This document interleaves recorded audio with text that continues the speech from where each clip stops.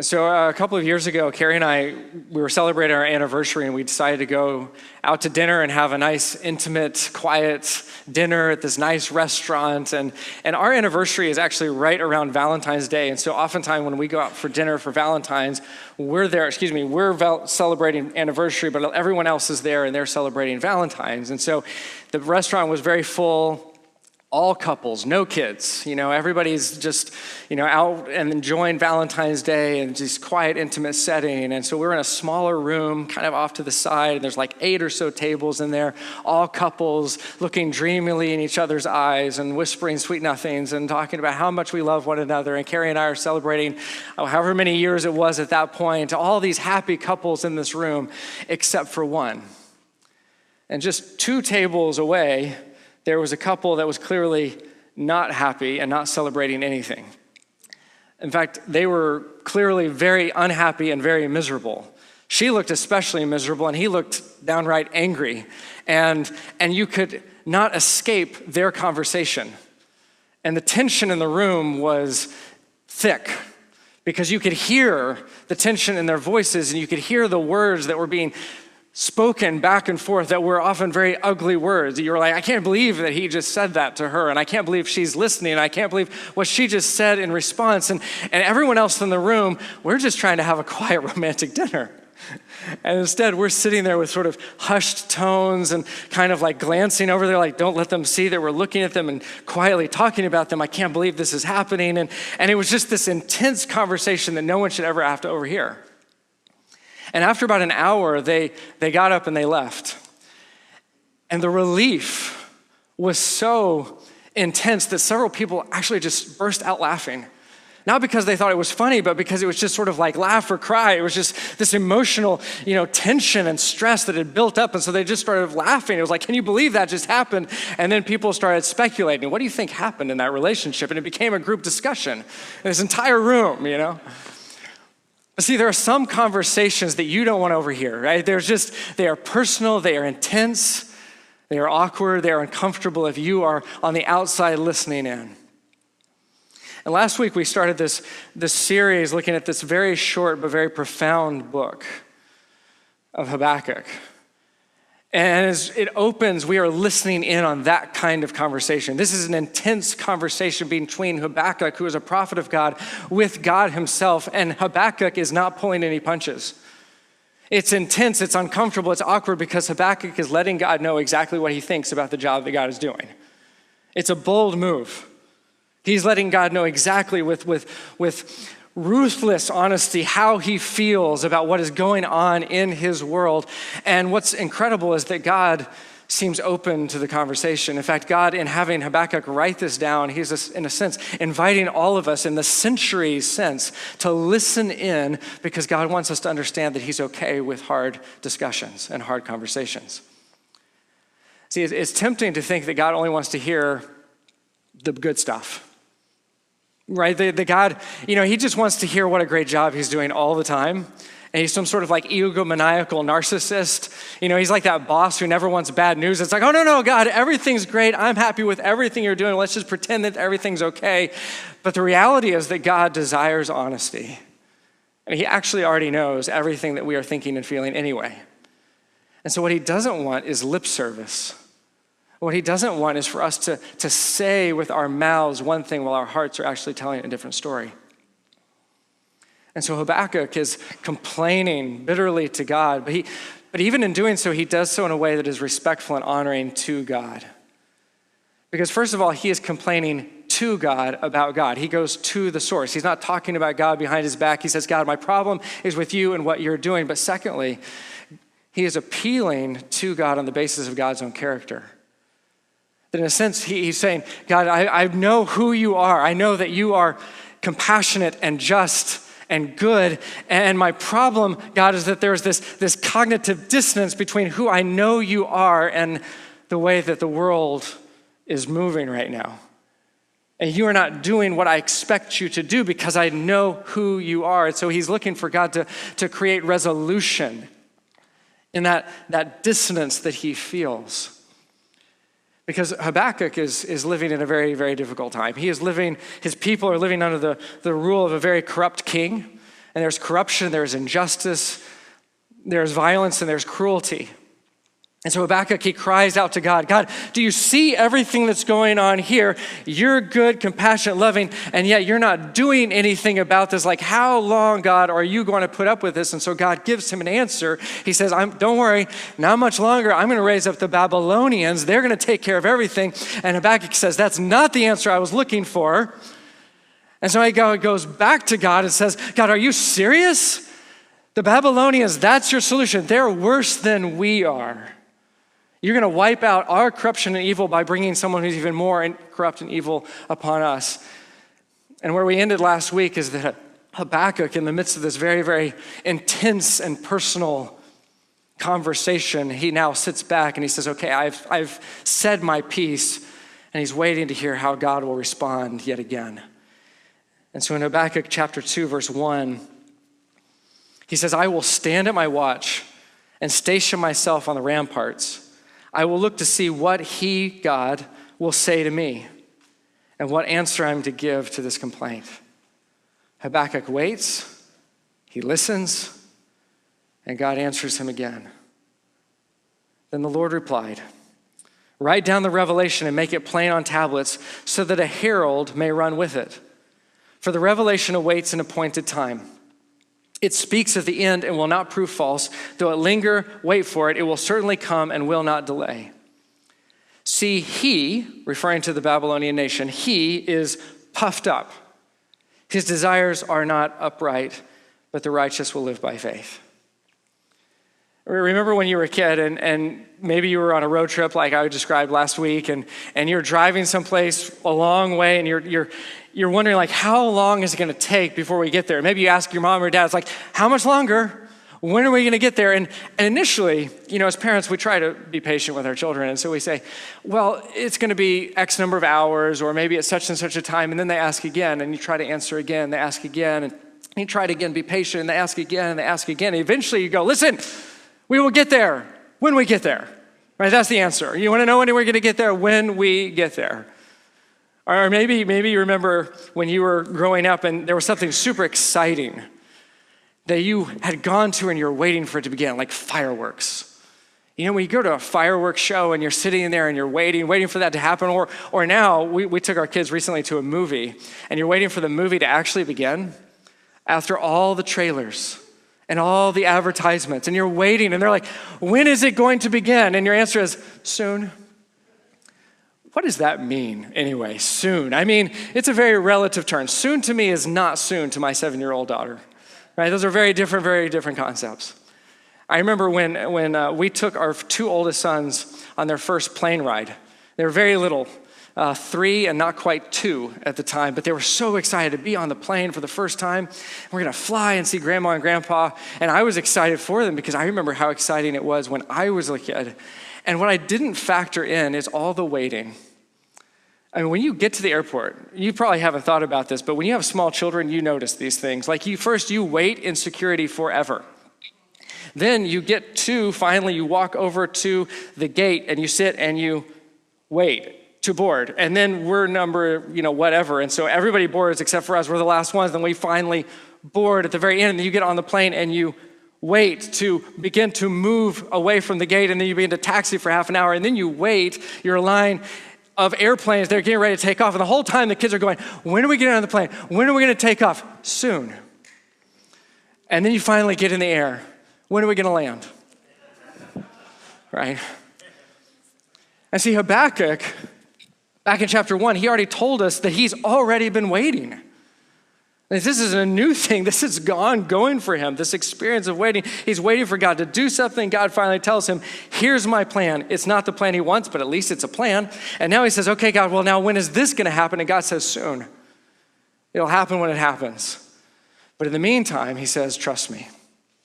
In the meantime, the righteous will live by faith. In the meantime, trust me.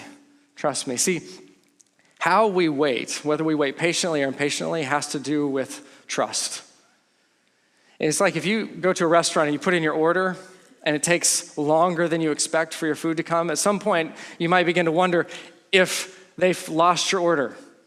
I ordered this, but I haven't seen anything. Now, if you think they've lost it, you're going to get impatient very quickly. But if you know the server, if you trust the restaurant's reputation, like you might think, I can wait longer, right? But as soon as you no longer believe that what's been promised to you is going to come to pass, it becomes very, very difficult to wait. And so God says, listen, in order to wait patiently, you have to remember who I am. You remember that I am the God who is trustworthy, so don't give up waiting, because that's what it means to be righteous. The righteous person will live by faith, trusting and waiting that God's promises will come to pass. And see, this is the contrast that God wants to raise here between those who live by faith and then the Babylonians. See, the Babylonians have no belief in God. They have no faith in God. And that has distorted who they are as people. And so God calls them, he describes them as being puffed up and says that their desires are not upright. And the word upright is not just a matter of doing the right thing, the way we might think in a very vacuous sort of way, that we just sort of do the right thing, and as long as we check all the right boxes, then we're upright. Upright is a very holistic sense of doing the right thing, not just regard to yourself, but doing the right thing pertains to others. It is to live in right relationship with the people around you in a way that creates harmony and peace. I have a birthday that's coming up. I don't want to talk about it, but when we make a cake for my birthday, Carrie makes the cake, I do the icing. It would be, I guess, conceivable that I could say, you know what? It's my birthday, and I'm the dad, and I'm bigger than all of you, so therefore the cake is all mine. So I could say, arguably, that this is my right. Like, I get this cake. You can't stop me. You can't fight me. This is my cake. But in doing so, I'm jeopardizing my relationship with everyone else in my family. At that point, there's not a lot of love for dad, right? There's not a lot of harmony that's going on. And so the way that we justify this, though, oftentimes is because we think that we're entitled. So when we no longer live in right relationship with other people, when our desires are skewed in such a way that they are out of alignment with what will bring good to others, we justify that by saying, well, we're entitled. We deserve it, or we're more powerful. We're stronger than everybody else. We can take whatever we want. And this is why God says that they're puffed up. There's this arrogance. They're full of themselves. And see, make no mistake, the Babylonians, they are the biggest, baddest bullies on the playground. Nobody gets to stop them. Nobody gets to say what they should and shouldn't do. They are a law unto themselves because they're strong enough to take whatever they want, and they are drunk on their own power. And this is exactly how God describes them in verse 5. He says, indeed, wine betrays him. He is arrogant and never at rest, because he is as greedy as the grave, and like death is never satisfied. He gathers to himself all the nations and takes captives of all the peoples. But here is the turn. This is where the whole conversation shifts. Verse 6, will not all of them taunt him with ridicule and scorn? In other words, God is about to offer us a picture that is completely unexpected, that the very peoples who have been taken captive by the Babylonians are actually going to turn and mock and scorn their captors, saying, woe to him who piles up stolen goods and makes himself wealthy by extortion. How long must this go on? Will not your debtors suddenly arise? Will they not wake up and make you tremble? Then you will become their victim. Because you have plundered many nations, the peoples who are left will plunder you, for you have shed man's blood. You have destroyed lands and cities and everyone in them. And so this is the first of what is 5 woes that God pronounces on the Babylonians. But what's so incredible is that these woes are described as taunts by those who are being oppressed. That they are actually to pity the Babylonians. It's like, oh, you guys think you're so high and mighty and so tough. I actually pity you because I know what's coming. I know that you are going to get yours in the end. And they are throwing this back on the Babylonians. They think they're so powerful. They're the ones who should be pitied because all the violence and cruelty and oppression, all of it is going to come back on them. The tables will turn. See, this is the danger of trying to establish authority on the basis of power instead of truth. Truth is a stable foundation for authority. Power is unstable. It's elusive, and it's fleeting. Might is right is a terrible foundation for any sort of government or authority. And so if you have established your authority on the basis of power being stronger than everybody else, understand that you actually have a very weak position. In fact, you probably won't last very long. Because there's always someone who will find a way to leverage more power to overthrow you. And see, history is full of examples of this. History is full of examples of those who thought that they were so powerful that they didn't have to answer to anyone else. They didn't have to live in harmony with the people or the nations around them. And they oppressed and enslaved, and then over time it was flipped on its head. And that those who are oppressed often become the oppressors. And the tables are turned, and what goes around comes around. And this is God's warning to them, but he says, this is the taunt of those who are your captors, or your captives to you, Babylonians. The people that they are under your boot, they're looking up at you and they are pitying you because they know how this is going to turn out in the end. Verse 9, woe to him who builds his realm by unjust gain, to set his nest on high, to escape the clutches of ruin. You have plotted the ruin of many peoples, shaming your own house and forfeiting your life. The stones of the wall will cry out, and the beams of the woodwork will echo it. The very work that you've done is actually going to speak against you because it was built on bloodshed and violence. Woe to him who builds a city with bloodshed and establishes a town by crime. Has not the Lord Almighty determined that the people's labor is only fuel for the fire, that the nations exhaust themselves for nothing? For the earth will be filled with the knowledge of the glory of the Lord as the waters cover the seas. And this third woe is actually the centerpiece of God's pronouncements against the Babylonians. And the second one is really where it begins, where he says, listen, everything that you've done, it's empty, it's futile, it will come to nothing. All of your violence, your bloodshed, everything that you built on top of that, it's all going to be lost. But not only that, did you notice that what they've tried to do, the Babylonians, they've tried to cover the earth with their glory. That's what they're doing. They're running roughshod over all of these nations and all these peoples to cover the earth with their glory. But he says in the end, nothing will stop the glory of God from being known over the entirety of the earth. See, it's not that God's glory has been diminished. You can't diminish God's glory. God simply has his glory, but we can try to obscure it. We can try to blind other people to it. We can try to pretend that it's ours. And see, the subtext in these types of ancient Near Eastern battles and one nation overthrowing the other is whose God is stronger. And we don't really think this way. We don't really have this narrative playing in our mind when we think about different nations fighting other nations, but for them, this was very real. And so the question in the back of their mind is whose gods will win, right? Is it the Babylonian gods or is it this God, Yahweh? And what they think is because they've overthrown Israel and now they're going to overthrow Judah and Jerusalem is that their gods are stronger. What they have worshiped with power and might and strength has overthrown God himself. And God says, think again. Whatever hits my reputation have taken, don't worry, it's all going to be undone. Don't worry, in the end, when you come to a violent end, there will be no confusion that there is a power that covers the earth, but it's not yours. Oh no, it's mine. As the waters cover the sea. Verse 15, woe to him who gives drink to his neighbors, pouring it from the wineskin till they're drunk, so that he can gaze on their naked bodies. You will be filled with shame instead of glory. Now it's your turn. Drink and be exposed. The cup from the Lord's right hand is coming around to you, and disgrace will cover your glory, which, by the way, is a perfect depiction of what would actually happen.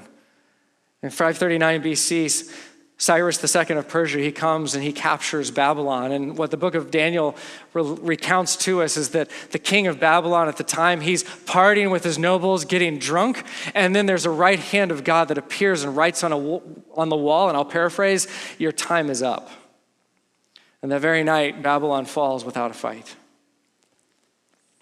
Verse 17, the violence you have done to Lebanon will overwhelm you. and your destruction of animals will terrify you, for you have shed man's blood. You have destroyed lands and cities and everyone in them. See, part of the violence that Babylon has committed is actually violence against the land itself.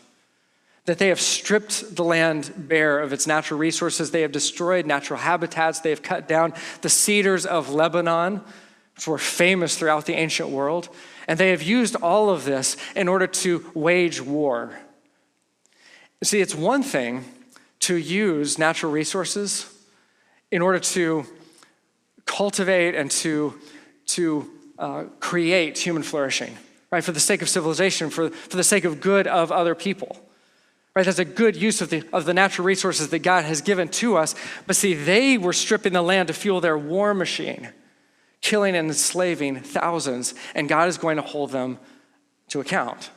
Because this is personal. This is personal. In Psalm 104, it says that the Lord himself is the one who planted those trees, and he watered them. And the world and the earth, everything in it, all of it belongs to God. And he gave it to us to be our habitat. This is our home. We were created to live in the world. And so when we take the earth for granted and when we abuse it, we're sort of acting like spoiled children. And we're taking the good things that our parents have given to us and we sort of trash them because we have no respect for what they have done and the good that they have offered to us. And see, the Babylonians, they have no respect either for God or for the earth, and certainly not for other people. And so they strip the land of its resources to fuel their war efforts, but not only that, but then to make themselves idols, in other words, to declare war against God himself. And so in verse 18, God calls them out for their idolatry that they have carved out of the very resources that he gave them as part of this land that was to be for the good of the world. Instead, they have used it to wage war, but also to create idols. And so verse 18, of what value is an idol, since a man has carved it, or an image that teaches lies?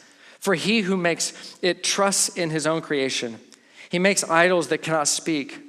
Woe to him who says to wood, come to life, or to lifeless stone, wake up. Can it give guidance? Is it covered with gold? It is covered with gold and silver, but there's no breath in it. In other words, their lives are futile and their work is empty because their pursuits are hollow, because so is their worship, right? The emptiness of their worship is reflected in the emptiness of their lives.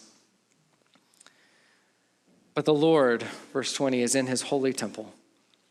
Let all the earth be silent before him. See, as humans, we are created to live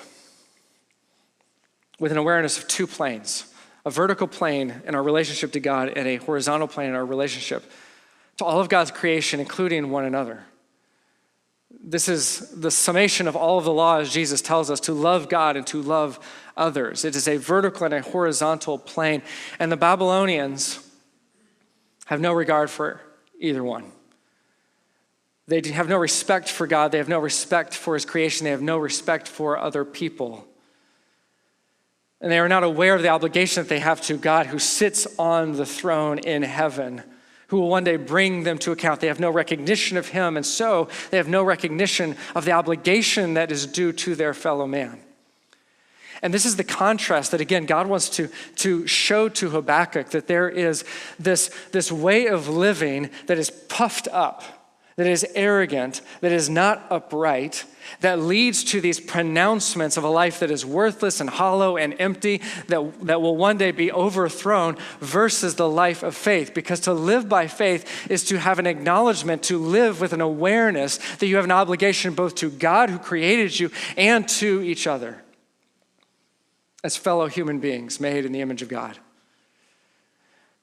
Because we're aware that God sits on the throne of heaven, that God is in charge.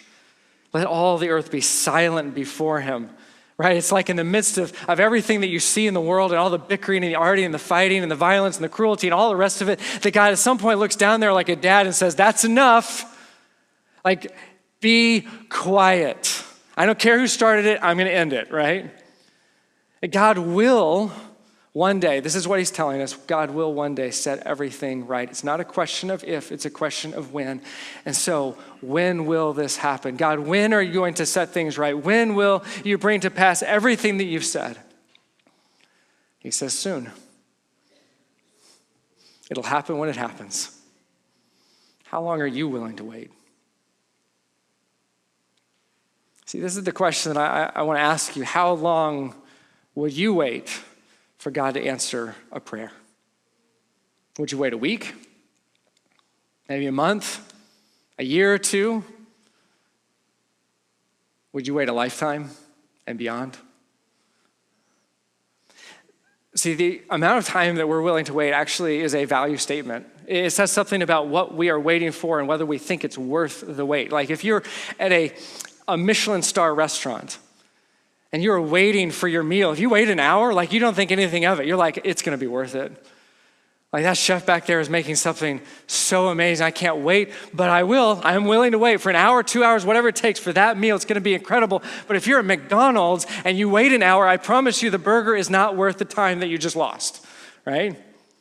There are some things that are worth waiting for, and we know it. We make value judgments all the time. This is why people will wait hours in order to buy tickets to a concert, in order to wait hours to get into the stadium, in order to wait hours for their favorite music star to come onto the stage, because they believe it's worth the wait. This is why people will wait for hours at an Apple store for the latest Apple innovation, but I have yet to see anyone wait in line for the new Google phone, right? There's a value statement, judgment that's being made when we say, I'm willing to wait. Now, at the same time, we live in an age of instant gratification, right? So we want everything right now. We want it yesterday. It should have already arrived. I don't understand why the package I ordered 10 minutes ago isn't already waiting at my front door.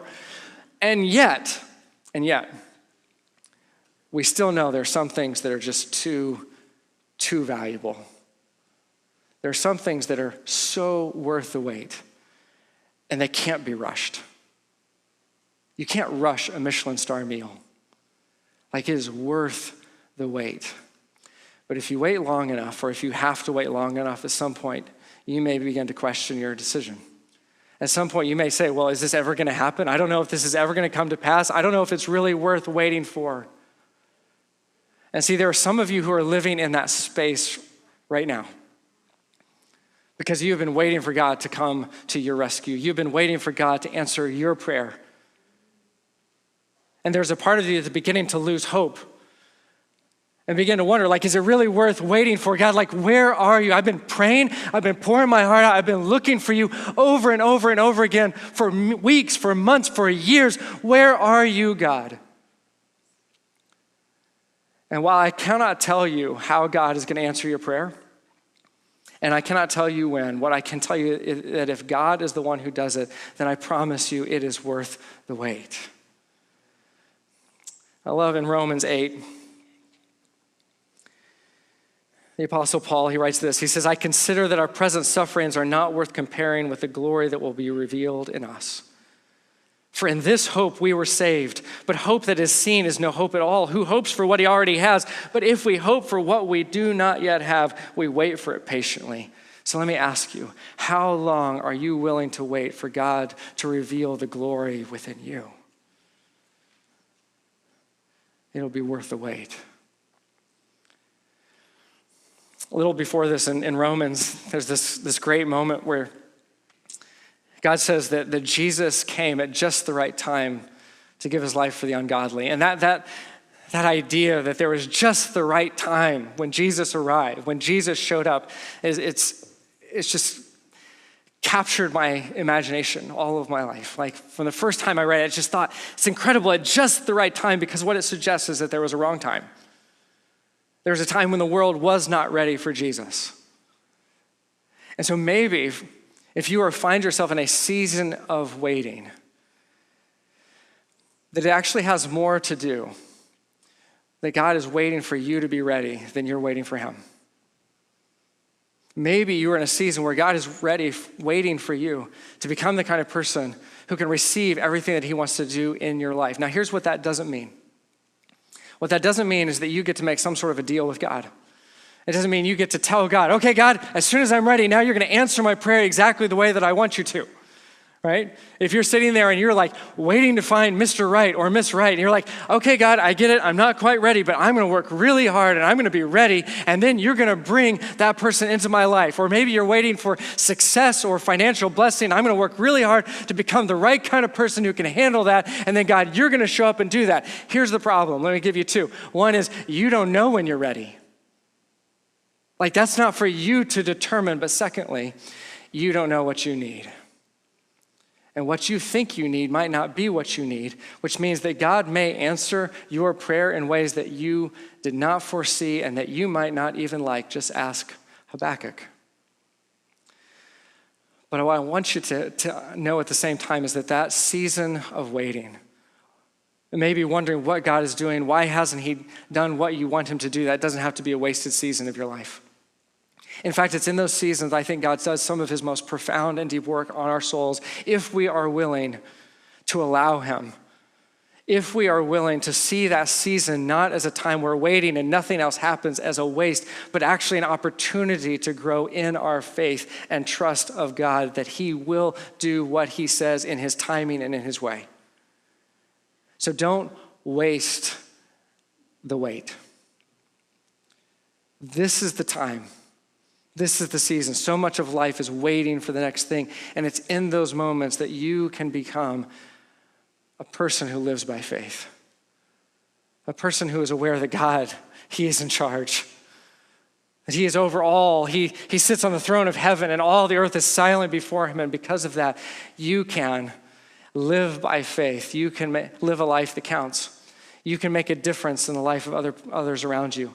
You can live in harmony with the world around you to the degree that it depends on you. And you can create lasting good in the world. That's what it is to live by faith. But you cannot live by faith if you don't know Jesus. You cannot live by faith because it requires a relationship with God. And if you have never stepped into that relationship with God through Jesus, then understand that there is an immense chasm between you and God. Your soul is still alienated from him, and he wants you to come home. And maybe you have been a fan of God.